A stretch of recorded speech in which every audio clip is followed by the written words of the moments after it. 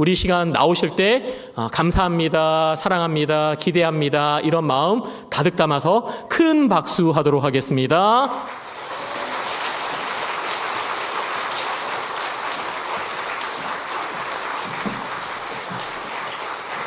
감사합니다. 오늘 하나님께서 주신 말씀 시편 119편 71절을 함께 고백하며 이 시간을 시작하고자 하는데요. 함께 고백해 보실까요? PPT 부탁드릴게요. 시작. 고난당한 것이 내게 유익이라 이로 말미암아 내가 주의 율례들을 배우게 되었나이다. 할렐루야. 살아계신 하나님을 찬양합니다. 이 시간 옆에 계신 분들과 하나님께서 당신을 사랑하십니다 라고 인사하며 축복했으면 좋겠습니다. 하나님께서 당신을 사랑하십니다. 하나님께서 너무너무 사랑하시는 대구 내단교회 성도님 한 분 한 분을 진심으로 축복합니다. 제가 그리 긴 인생을 산 것은 아니지만 은혜로 살아온 시간들 속에 많은 수식어가 제 삶을 아우르게 된 것을 경험합니다. 한 사람의 아내로, 또 두 아들의 엄마로, 교회를 사랑하며 섬기는 사모로, 그리고 상담가이자 오르간 반주자로 살아가던 저의 삶 속에 3년 전 백혈병 하나의 보호자라는 명칭이 제 삶에 들어오게 되었습니다. 눈물의 골짜기를 지날 때 가장 가까운 곳에서 마음 다해 기도해 주신 김영준 목사님과 봉정화 사모님을 대구 내단교회에서 뵙게 되어 매우 감회가 새롭고 더 큰 은혜를 느끼는 자리인 것 같습니다.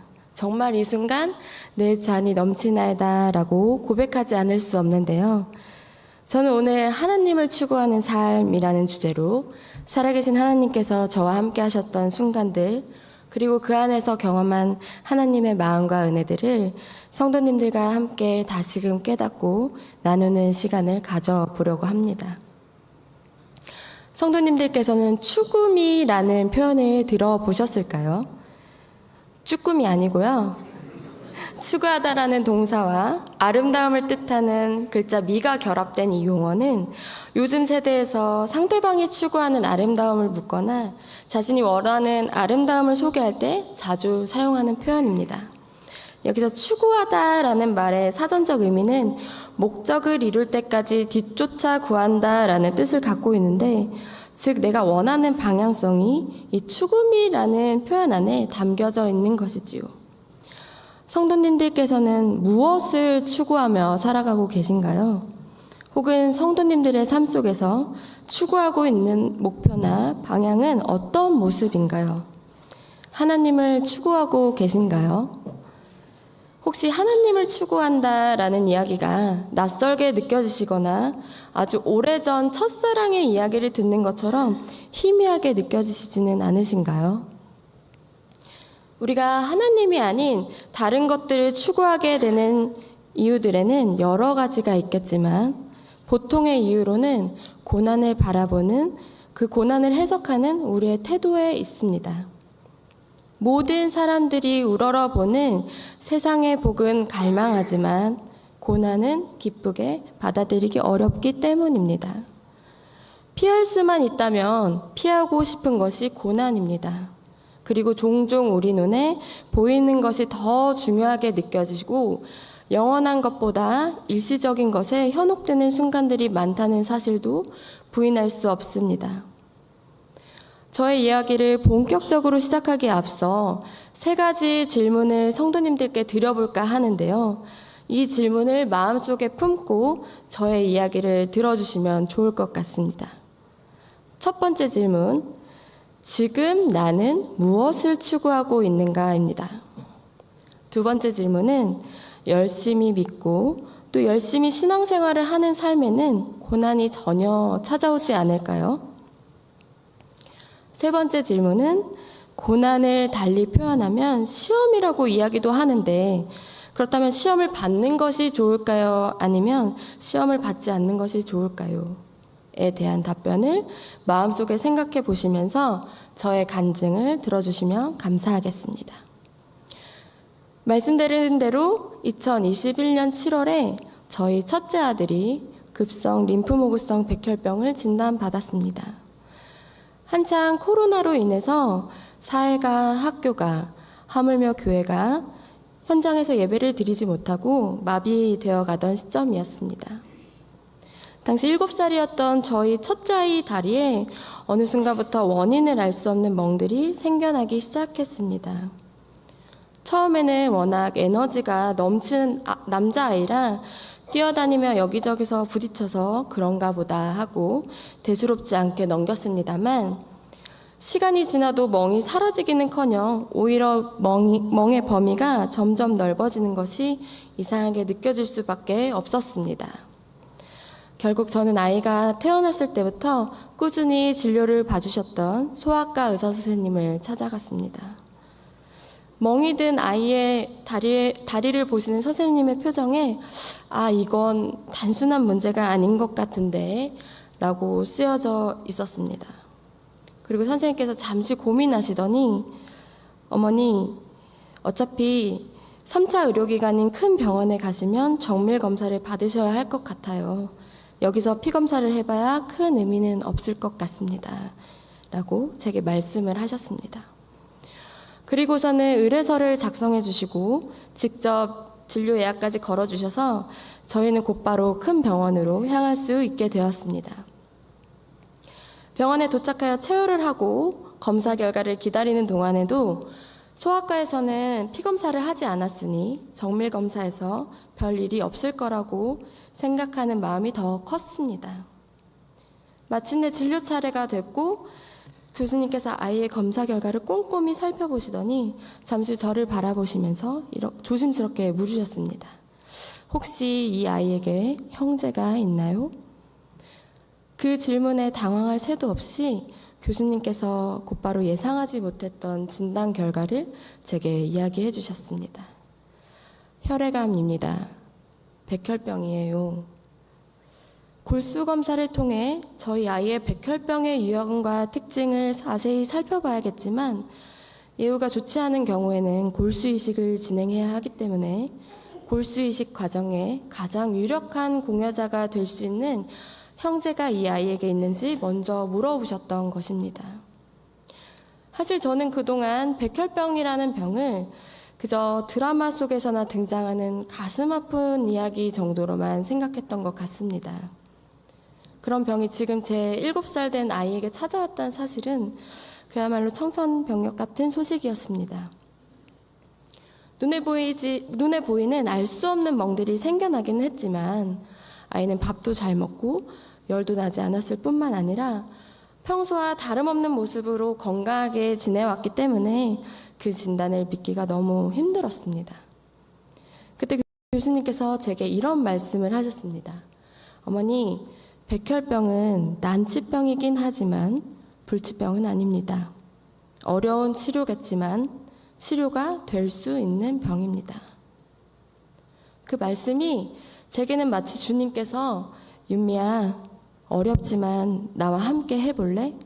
나에게는 불가능이라는 것은 없단다 라고 속삭여 주시는 것만 같았습니다. 비록 제 힘으로는 감당할 수 없지만 내게 능력 주시는 자 안에서 모든 것을 할 수 있는 믿음이 제 안에 샘솟기 시작했습니다. 그래서 교수님의 진단 앞에 저는 가장 먼저 감사합니다 라고 고백할 수 있었습니다.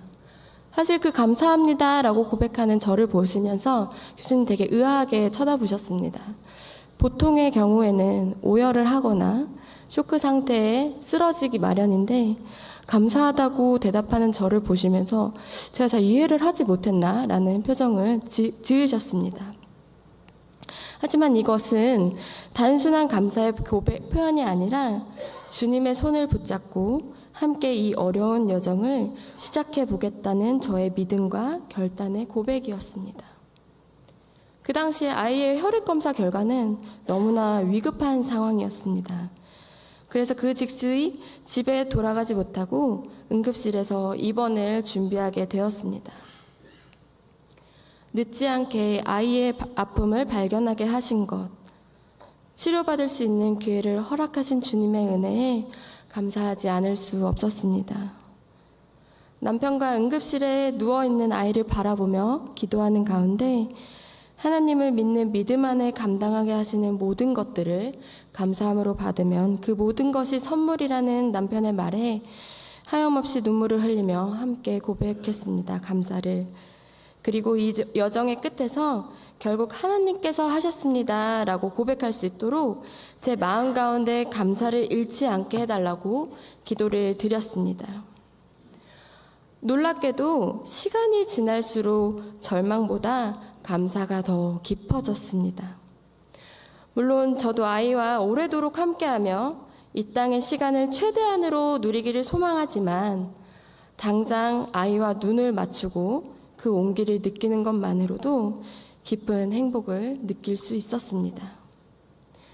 시험을 피할 수도 없지만 그렇다고 아무에게나 시험을 볼 자격이 주어지는 것도 아니지 않습니까?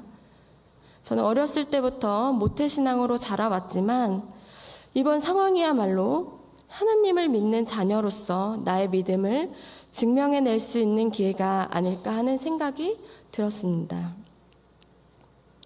아이와 함께 응급실에서 밤을 보내고 저희는 소아암병동으로 옮겨가게 되었습니다. 그곳에서 지내는 동안 저는 여러 유형의 소아암으로 투병 중인 아이들이 병상 위에서 단지 평범한 일상을 되찾기 위해 최선을 다하는 모습을 보게 되었습니다. 그들이 바라는 기적이란 특별하거나 거창한 것이 아니었습니다. 우리가 당연하게 여기고 흘려보내던 아무렇지 않게 맞이하던 하루하루가 그들에게는 간절한 소망이었습니다. 지나온 시간들 속에 은혜인 줄도 모르고 지나쳤던 시간들이 제 머리에 스치우면서 그동안 저 스스로가 얼마나 좁은 시야로 세상을 바라보고 있었는지 알게 되었습니다. 그렇게 아이의 암은 제게 새로운 삶의 문을 열어주었습니다. 백혈병 치료에서는 가장 먼저 관해유도 항암 치료라는 과정을 시작합니다. 이 치료는 약물을 사용해 백혈병 세포가 사라지도록 만드는 과정인데 이 단계에서 암이 완전히 사라지는 것은 아니고 여러 단계의 치료를 통해 그 상태를 계속 유지하고 강화시키는 과정을 거치게 됩니다. 저는 우리의 믿음도 이와 같다는 생각이 들었습니다. 처음에는 복음의 진리로 마음이 열리고 큰 은혜와 감동을 경험하게 됩니다. 하지만 그 감동과 결단만으로 신앙이 단단히 세워지지는 않습니다. 삶의 여러 도전과 시험을 겪으며 기도와 말씀, 순종으로 믿음을 끊임없이 다듬고 자라나야 하는데 마치 항암 치료가 암의 재발을 막기 위해 꾸준히 이어져야 하듯 우리의 신앙도 지속적인 훈련을 통해 어떤 상황에서도 하나님을 붙들 수 있는 강한 힘을 얻게 되는 것이지요. 소아백혈병은 신체가 빠르게 성장하는 시기에 발현이 되어서 대부분 급성으로 발병을 합니다. 주로 유전자 돌연변이로 발생하기 때문에 치료 방향을 결정하기 위해서는 골수 검사를 통해 예후를 예측하게 됩니다. 감사하게도 의학이 많이 발전해서 림프구성 백혈병은 항암 치료로 완치되는 경우가 많아 저희도 3년의 항암 치료 끝에 완치를 기대했습니다. 하지만 검사 결과 아이는 림프모구성 백혈병 하나의 단 3%에 해당하는 고위험 인자를 가지고 있었고 이는 골수이식이 불가피할 뿐만 아니라 치료를 하지 않을 경우 아이에게 남은 시간은 고작 3개월 뿐이라는 것을 의미했습니다. 그때 검사 결과를 가지고 앞으로의 치료 계획을 설명하시던 교수님께서 제게 또 한 번 이렇게 말씀을 하셨습니다. 어머니, 너무 상심할 필요는 없습니다. 일반적으로 의료진은 환자 가족들이 모든 가능성에 대비할 수 있도록 최악의 상황까지 솔직하게 설명하는 경우가 많습니다. 그런데 절망적일 수밖에 없는 상황에서 예상하지 못했던 교수님의 반응이 당혹스럽긴 하였지만 그 순간 교수님의 말씀이 단순한 위로로만 들리지는 않았습니다. 오히려 그 한마디를 통해 다시 한번 용기를 잃지 않고 마음을 다잡을 수 있도록 주님께서 저를 붙들고 계신다는 것을 느낄 수 있었습니다. 성도님들께서는 혹시 어제 무엇을 드셨는지 기억하시나요? 그리고 혹시 어제 너무 배부르게 먹어서 오늘까지 배가 고프지 않으신 분은 안 계시겠죠? 어제 먹은 음식이 오늘까지의 배부름에 이르지 못하는 것처럼 어제의 믿음이 오늘의 믿음을 책임져 주지는 못하는 것 같습니다. 어제 굳센 믿음을 다짐했어도 정말 믿음 말고 아무것도 남지 않은 것만 같아도 오늘 또 다시 넘어지고 실족하는 것이 우리의 실상인 것처럼 말이지요. 안다고 해서 다 행할 수 있는 것이 아니라는 사실 또한 우리는 잘 알고 있습니다. 제게는 다이어트가 그렇습니다. 어떻게 해야 빠지는지 너무 잘 알고 있습니다. 그렇지만 아는 것을 실천하는 것은 또 다른 일이며 매우 어렵게 느껴집니다. 이와 마찬가지로 우리의 믿음도 단순히 아는 것에서 끝나는 것이 아니라 삶 속에서 실천되는 것이 중요하다는 생각이 들었습니다. 교수님과 앞으로의 치료 계획에 대한 대화를 나눈 후 저는 아이에게 우리 앞에 놓인 상황과 치료 과정을 함께 이야기하며 하나님께 기도를 드렸습니다. 진단받은 순간부터 저는 첫째 아이에게 상황을 덧붙이거나 생략하지 않고 아이의 눈높이에 맞춰 솔직하게 설명하고 이야기를 했습니다. 당연히 아이는 자기에게 남은 수명이 3개월 뿐이라는 걸 알고 있었고 매일 밤 두 손 모아 숨김없이 주님께 기도를 드리며 주어진 상황들에 최선을 다할 수 있는 은혜를 구해야만 했습니다. 인생 처음으로 경험하는 큰 병원의 낯선 환경이 아빠도 동생도 보지 못하고 하루 이틀도 아니고 긴 나날들을 힘든 치료 속에 지내는 것이 지치기도 하고 원망스러웠을 수도 있었을 텐데 아이는 그런 시간 속에서 저에게 왜? 라는 질문을 한 번도 하지 않았습니다. 우리가 언제 왜라는 질문을 하게 될까요? 왜라는 질문의 밑바탕에는 도무지 상황을 이해하기 힘든 혼란스러움, 불공평하다고 느끼는 마음, 그리고 통제할 수 없는 현실에 대한 두려움이 자리 잡고 있을 때가 많습니다. 사람들은 고통스럽거나 이해할 수 없는 상황을 마주할 때 왜? 라고 묻고는 합니다. 그 질문 속에서는 답을 통해 위로를 받고 희망을 얻고자 하는 간절한 바람이 담겨 있는 것이지요. 항암 치료가 시작되면서 부작용으로 인한 오심과 구토는 기본이었고 탈모 또한 피해갈 수 없었습니다. 하루에도 몇 번씩 구토를 하면 침대 커버를 갈아야 했고 위생을 위해 빠진 머리털들은 끊임없이 치워져야 하는데 아이는 혹여나 엄마가 힘들까봐 구토를 참기 위해 애썼고 머리카락이 많이 빠지기 시작할 무렵에는 오히려 저를 위로하듯 엄마, 제 머리카락은 다시 자라니까 차라리 삭발을 하는 게 어때요? 라고 말하던 7살의 아이였습니다. 왜 하필 나일까? 왜 하필 백혈병일까? 왜 이렇게 힘들고 고통스러운 치료를 받아야만 하는 것일까?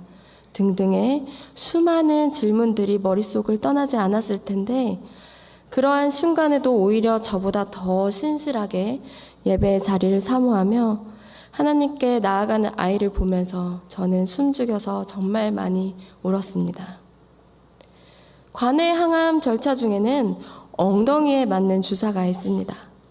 원칙대로라면 총 9번을 맞아야 하는 주사였는데 교수님께서 치료 계획에 대한 설명을 하시며 저에게 한 가지 제안을 해주셨습니다. 9번 맞는 주사와 동일한 효능을 가진 주사가 있는데 딱 한 번만 맞으면 됩니다. 다만 9번 맞는 주사는 급여 항목이고 한 번 맞는 주사는 비급여 항목이라 본인 부담금 200만 원이 추가됩니다. 하지만 항암 기간 동안 조금이라도 아이의 컨디션을 조절하는 것에 도움이 될 수 있으니 고려를 해보세요 라고 말씀하셨습니다. 7살 아이에게 있어서는 9번 엉덩이 주사를 맞는 것과 단 한 번 맞는 것이 정말 큰 차이일 수밖에 없습니다. 제가 보호자이긴 하지만 정작 주사를 맞아야 하는 것은 제가 아니라 저희 아이이다 보니 한번 물어는 봐야겠다 싶어서 교수님께서 주신 선택지에 대한 내용을 전달하였습니다. 솔직한 마음으로는 한 번만 맞겠다고 할 줄 알았는데 역시 제 자식은 제 맘대로 되지 않더라고요. 아이는 고민도 안 하고 9번 주사를 그냥 참고 맞겠다고 이야기를 해서 저를 놀라게 했습니다. 그리고는 아빠에게 전화를 걸어 이렇게 얘기를 하는 것이었습니다. 아빠, 저 엄청 부자예요. 제가 200만 원을 벌었거든요. 그 돈으로 100만 원은 어려운 사람들을 도와주고 나머지 100만 원으로 우리 가족 맛있는 거 사 먹을 수 있어요. 라고 이야기하면서 너무나 기뻐하는 것이었습니다. 그때 아이가 아껴준 200만 원은 지금도 매월 10일마다 제 통장에서 백혈병 협회에 후원금으로 꼬박꼬박 전달되고 있습니다. 어리다고 생각했는데 하나님께서 마음까지 키워주신 것만 같아서 더 눈물이 났습니다. 하나님을 사랑하고 하나님을 예배하며 이웃을 생각하고 마음을 나눌 수 있는 아이의 모습을 보니 정말 이대로 천국에 간다 해도 감사할 것뿐이라는 생각이 들었습니다. 일상 속에서 건강할 때에는 우리가 죽음과 참 멀리 있다고 착각하며 지낼 때가 많지만 병동은 그렇지 않습니다. 나이가 어리니까 지금 당장 건강에 문제가 없다고 해서 나중에 나의 믿음을 점검해도 충분히 괜찮다고 착각할 수 있지만 죽음의 문턱 앞에 서고 보니 오히려 삶의 우선순위가 더 명확해지는 것을 경험했습니다. 피범벅이어도 저의 곁에 사람만 있었으면 좋겠지만 어떠한 상황이 오더라도 그리고 그리 아니하실지라도 이제는 나의 만족과 유익이 아닌 오직 하나님의 신실한 뜻을 따르기를 간절히 소망하게 되었습니다.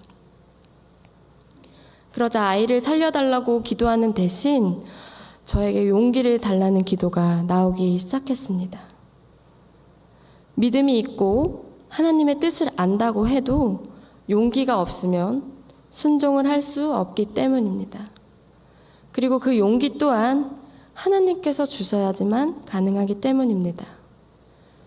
곁눈질을 하며 더 좋은 길이 있을 거라고 생각하는 순간 우리의 믿음에는 금이 가기 시작합니다. 때로는 하나님과의 관계에서 섭섭한 일이 생기면 돌아서 버리거나 이것을 해주시면 믿겠습니다 같은 조건을 붙이며 우리의 신앙을 타협하기도 합니다. 하지만 이때 반드시 기억해야 하는 것은 요한복음 15장 16절 말씀처럼 하나님께서 우리가 그분을 선택하기 전 이미 우리를 먼저 택하셨다는 사실입니다. 만약 죽기 전 아이에게 단 하나만 남겨줄 수 있다면 탁월한 재능이나 명석한 두뇌, 엄청난 재력이 아니었습니다. 아이에게 허락하신 삶이 얼마나 남았는지는 모르겠지만 최선을 다해서 하나님을 사랑하고 하나님을 예배하는 것이 우리 삶의 가장 중요한 본질임을 기억해 주었으면 좋겠다는 간절함만 남았습니다. 우리가 살면서 무언가를 죽을 힘을 다해서 해보는 경험들이 있지 않습니까? 그것이 누군가에게는 공부일 수도 있고 건강을 위한 다이어트가 될 수도 있으며 취업 준비나 사업이 될 수도 있겠습니다. 하지만 무엇보다도 죽을 힘을 다해 하나님을 믿고 사랑하는 경험이 성도님들의 삶 속에 충만하길 소망합니다. 그렇게 저희 아이는 엉덩이 주사를 9번 다 맞았습니다. 9번이라는 횟수를 채워야만 하는 순간들 속에서 이 주사 말고도 아이가 겪어야 되는 어려운 치료들이 있었던지라 지금이라도 그냥 그 비급여 주사를 맞겠다고 해야 하나 싶은 순간들이 저에게는 있었지만 저희 아이는 다시 선택을 하라고 해도 9번을 맞고 200만 원을 벌어서 다른 사람들에게 나누겠다고 이야기를 하였습니다. 그리고 골수이식을 진행해야 하는 날이 점점 가까워지면서 당시 4살이었던 저희 둘째가 형의 이식 대상자로 적합한지 확인하기 위해 난생 처음 팔의 체열 검사를 받게 되었습니다. 아이가 어려서인지 혈관을 찾지 못하고 바늘을 여러 번 찌르실 때마다 그 고통이 마치 제 마음을 찌르는 것만 같았습니다. 정작 4살인 둘째 아이는 눈물 한 방울도 흘리지 않고 아프니까 안 하겠다고 거부할 법도 한데 눈을 부릅뜨고 그 상황을 견디고 있었습니다. 고작 4살 아이가 뭘 알겠나 싶은 마음에 아프지 않았어? 왜 울지 않았어? 라고 물었더니 아이가 딱 한마디 했습니다. 형아를 위해서 그랬다고. 이렇듯 큰 아이의 백혈병 진단은 결국 큰 아이의 문제만이 아니었습니다.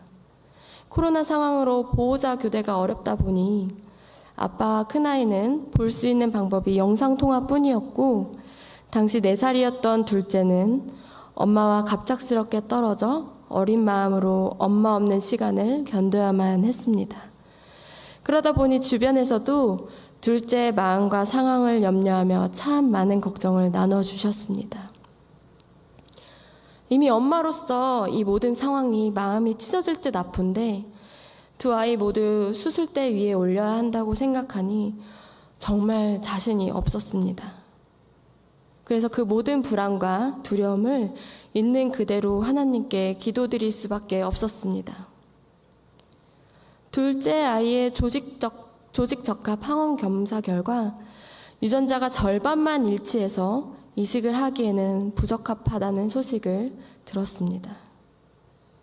둘째를 이식 과정에서 지켜낼 수 있다는 안도감이 들면서도 동시에 적합한 공여자를 찾지 못하면 어떡하지 싶은 걱정이 밀려왔습니다. 그렇게 100% 일치하는 공여자를 찾기 위한 여정이 시작되었고 감사하게도 병원에서 저희 아이의 유전자와 100% 일치하는 공여자 2명의 후보를 찾아주셨습니다. 그러나 그분들도 오래전에 기증을 한 상태라 기증 당시에는 상황이 가능했을지 몰라도 지금은 마음이 바뀌었을 수도 있고 특히 코로나 시국에 병원을 드나들며 2박 3일의 입원과 검사를 감당하는 일은 쉽지 않기에 그저 간절한 마음으로 기도할 수밖에 없었습니다. 다행히 2분 중에 한 20대 남성분이 기꺼이 조혈모 세포 이식을 해주시겠다고 응답해 주셨습니다. 그러나 정밀 검사 결과 아쉽게도 이식 조건에 완벽하게 부합하지는 않는다는 통보를 받게 되면서 모든 계획이 다시 원점으로 돌아가게 되었습니다. 믿음으로 산다고 해서 우리 삶에 고난이 없을까요? 그렇지 않습니다. 하나님을 믿는 성도들의 삶에도 여느 세상 사람들이 살아가는 세상과 다르지 않게 비가 내리는 것처럼 고난도 찾아옵니다. 성경 속 인물들도 그들의 삶에서 수많은 시험을 겪었습니다. 다만 고난 앞에 반응하는 모습이 각기 다 다를 뿐입니다. 같은 상황이라도 어떤 이에게는 큰 문제가 되지만 또 다른 이에게는 그것이 아무 문제가 되지 않기 때문입니다. 그리고 분명한 것은 그 시험을 통해 그가 누구인지 우리의 믿음이 어디에 있는지 드러난다는 사실입니다. 동생과의 항원 검사가 일치하지 않았고 기증해 주시겠다는 분과의 검사 결과에서도 이식이 불가능하다는 답을 들었을 때는 정말 절망 그 자체였습니다. 이식을 하지 않으면 생명을 잃을 수밖에 없는 상황인데 적합한 조혈모 세포가 없다는 것은 큰 위기처럼 보였습니다. 우리 눈에는 더 이상 길이 없는 것 같고 상황이 최악으로 치닫는 듯 했지만 그곳에서도 우리가 반드시 기억해야 할 것이 있었습니다. 하나님의 일하심에는 결코 실수가 없다는 사실입니다. 되지 않는 일에도 분명 하나님의 이유가 있었습니다. 형제와 비혈연 공여자 이식이 모두 어려워졌을 때 결국 제대혈로 이식을 진행하게 되었습니다. 제대혈이란 출산 후 버려지는 아기의 탯줄과 태반에서 채취한 혈액인데 저희가 보관한 것은 아니었고 누군가 기증한 제대혈이 저희 아이와 정확히 맞아 이식이 가능하게 되었습니다. 그리고 은혜 가운데 제대혈이 성공적으로 생착되면서 가장 이상적인 치료 결과가 나왔습니다. 3개월밖에 살 수 없다고 했던 저희 아이는 하나님의 은혜로 백혈병 치료를 무사히 마쳤고 진단받은 날로부터 3년이 지난 오늘 이렇게 주님의 은혜와 사랑을 전하러 아이와 함께 이 자리에 올 수 있었습니다. 이 모든 것이 여호와 이레 주님께서 준비하시고 예비하신 은혜의 결과로밖에 설명할 수밖에 없는 놀라운 은혜를 대구 내단교회 성도님들과 나눌 수 있게 되어 얼마나 감사한지 모르겠습니다. 다시 한번 주님께 모든 영광과 깊은 감사를 드립니다. 감사합니다. 하지만 우리는 막상 고난과 시험을 마주할 때면 이런 질문을 떠올리게 됩니다. 시험을 받는 것이 좋을까요? 아니면 시험을 받지 않는 것이 더 나을까요? 이 질문에 결코 쉽게 답할 수 없습니다. 만약 하나님께서 저희 가족에게 시간을 다시 돌려 2021년 7월부터 오늘까지의 이 과정을 다시 선택하겠냐고 물어보신다면 아주 명쾌하게 네 라고 대답하기는 어려울 것 같습니다. 하지만 반대로 이 모든 일을 없던 일로 해주세요 라고 말하기도 쉽지 않을 것 같습니다. 시험에는 반드시 하나님의 뜻이 있기 때문입니다. 세상에서도 자격을 얻기 위해선 반드시 시험을 통과해야 하듯이 우리가 너무 쉽게 얻었다고 여기는 은혜 또한 값싼 것이 아닙니다. 이 은혜는 거저 얻은 것이 아니라 하나뿐인 아들의 피값으로 사신 것이기 때문입니다. 고난의 목적은 고난이 아닙니다. 고난은 결코 끝이 아니라 과정인 것입니다. 그 과정을 통해 믿음을 주시기 위한 하나님의 목적이 고스란히 담겨 있기 때문에 마치 문제를 풀 때 출제자의 의도를 잘 파악해야 하듯 고난의 순간들 속에서 하나님의 마음과 의도를 깊이 헤아릴 수 있어야 합니다. 오늘 본문에서도 이렇게 고백하고 있습니다. 고난당한 것이 내게 유익이라. 고난당한 것이 내게 유익이라. 그렇습니다. 제 삶에서도 고난은 유익이었습니다. 그 고난을 통해 저는 주님의 율례를 더욱 깊이 깨닫고 마음에 새기게 되었습니다. 그리고 저희 아이도 그 고난을 통해 하나님과 동행하는 시간을 직접 경험할 수 있었습니다. 여전히 저희 가정 앞에도 걸어가야 할 길이 남아 있습니다. 치료는 끝났지만 백혈병은 언제 재발할지 알 수 없는 병이기에 마음을 완전히 놓을 수는 없습니다. 그러나 이 모든 시간 속에서 결국 우리는 죽음을 이길 수 없는 연약한 존재임을 깨닫고 하나님을 의지하며 살아가는 것이 유일한 길임을 깨닫게 합니다. 우리의 뜻과 마음이 하나님보다 앞서지 않도록 주님께서 이 순간들을 마치 제동장치처럼 저희에게 허락하신 것이 아닐까 생각합니다. 매일 주어지는 은혜를 잊지 않도록 말입니다. 사람이 느끼는 고통에는 절대값이라는 것이 없기 때문에 각자 고유한 경험 속에서 누군가는 더 힘들고 더 어려운 시간을 지나고 계실지도 모르겠습니다. 하지만 분명한 것은 우리가 어떠한 상황에 있더라도 결코 혼자가 아니라는 사실입니다. 하나님께서는 우리의 고통 가운데 함께 하시며 우리의 상처를 아시고 우리의 아픔 속에서 더욱 깊이 다가오십니다. 우리가 돈을 많이 벌어서 엄청난 부자가 된다고 하면 마음속에 있는 두려움이 완전히 사라질까요? 원하는 스펙을 쌓고 명성과 명예를 얻는다고 해서 매 순간 우리의 삶이 기쁨으로 가득할 수 있을까요? 기쁜 일이 있어서 기뻐하는 것은 누구나 할 수 있는 일일지도 모르겠습니다. 그러나 그 기쁨조차도 우리에게 영원한 만족과 평안을 주지는 못합니다. 진정한 평안은 오직 하나님과 함께할 때만 가능합니다. 하나님을 추구하는 삶 속에 모든 것을 하나님께 맡기며 그분과 온전히 동행할 때 우리는 어떤 상황에서도 감사할 수 있는 힘을 얻게 될 것입니다. 저의 이야기를 마무리하면서 함께 빌립보서 4장 6절에서 9절 말씀을 읽으며 마음에 새기기를 원하는데요. 함께 읽어보실까요? 시작! 아무것도 염려하지 말고 다만 모든 일에 기도와 간구로 너희 구할 것을 감사함으로 하나님께 아뢰라. 그리하면 모든 지각에 뛰어난 하나님의 평강이 그리스도 예수 안에서 너희 마음과 생각을 지키시리라. 끝으로 형제들아, 무엇에든지 경건하며 무엇에든지 오르며 무엇에든지 정결하며 무엇에든지 사랑받을 만하며 무엇에든지 칭찬받을 만하며 무슨 덕이 있든지 무슨 기림이 있든지 이것들을 생각하라. 너희는 내게 배우고 받고 듣고 본바를 행하라. 그리하면 평강의 하나님이 너희와 함께 계시리라. 아멘. 하나님을 추구하는 삶이란 믿음으로 결단하는 삶입니다. 믿음은 결단입니다.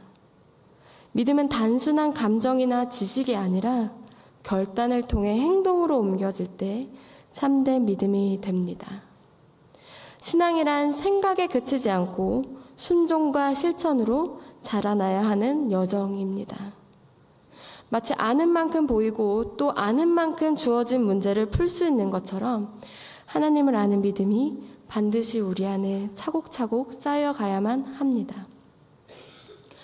하나님을 추구하는 삶이란 하나님이 주시는 그 어떠한 것을 바라보는 것이 아닌 하나님 그 자체로 기뻐하고 만족하는 신앙의 본질을 살아가는 것입니다.